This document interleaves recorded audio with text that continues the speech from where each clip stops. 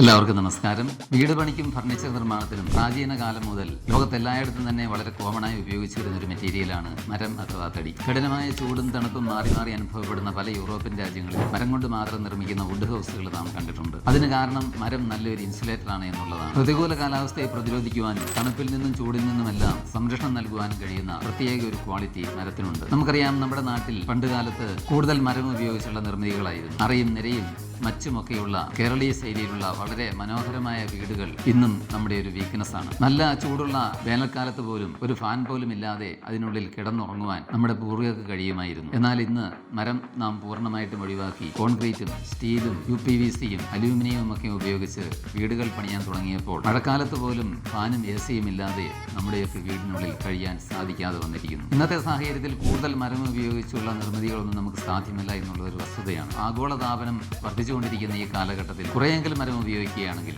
അതായത് കട്ടിള, ജനൽ, കതകുകൾ, ഫർണിച്ചർ മുതലായവയെങ്കിലും മരം ഉപയോഗിച്ച് ചെയ്യുവാൻ നാം തയ്യാറാവുകയാണെങ്കിൽ നമ്മുടെയൊക്കെ വീടിനുള്ളിലെ ചൂട് ഒരു പരിധിവരെ കുറയ്ക്കുവാനായിട്ട് സാധിക്കും. കൂടാതെ മരത്തിന്റെ ഫർണിച്ചറിന് ഒരു ആഢ്യത്വമുണ്ട്. ഉടൻ ഫർണിച്ചർ നന്നായിട്ട് പോളിഷ് ചെയ്തിട്ടാൽ അതിനൊരു പ്രത്യേക ഭംഗിയാണ്. നമ്മുടെ വീടിന്റെ ഇന്റീരിയറിനെ മാറ്റുകൂട്ടുന്ന ഒരു ഘടകമാണ് ഉടൻ ഫർണിച്ചർ. എല്ലാറ്റിനും ഉപരിയായി മരം ഒരു പ്രകൃതി ഉൽപ്പന്നമാണ്. പ്രകൃതിയിൽ നിന്ന് നമുക്ക് നേരിട്ട് ലഭിക്കുന്ന ഉൽപ്പന്നമാണ് മരം. ഒരു വിധത്തിലുള്ള കെമിക്കൽ പ്രോസസ്സിംഗ് കൂടാതെ നമുക്കിത് ഉപയോഗിക്കുവാനായിട്ട് സാധിക്കും. അതുകൊണ്ട് തന്നെ മരം ഉപയോഗിച്ച് വീട് പണിയുന്നത് കൊണ്ടോ അല്ലെങ്കിൽ ഫർണിച്ചർ പണിയുന്നത് കൊണ്ടോ ഒരു വിധത്തിലുള്ള ഹെൽത്ത് ഇഷ്യൂസ് നമുക്ക് ഉണ്ടാകുന്നില്ല. മരം ഒരു വരമാണ്, പ്രകൃതിയുടെ വരദാനമാണ് മരം. പ്രകൃതി നമുക്ക് കനിഞ്ഞു നൽകിയിരിക്കുന്ന ഈ വരം നമ്മുടെയും പ്രകൃതിയുടെയും നന്മയ്ക്ക് വേണ്ടി ഉപയോഗിക്കുക എന്നുള്ളത് നമ്മുടെ ഓരോരുത്തരുടെയും കടമയാണ്.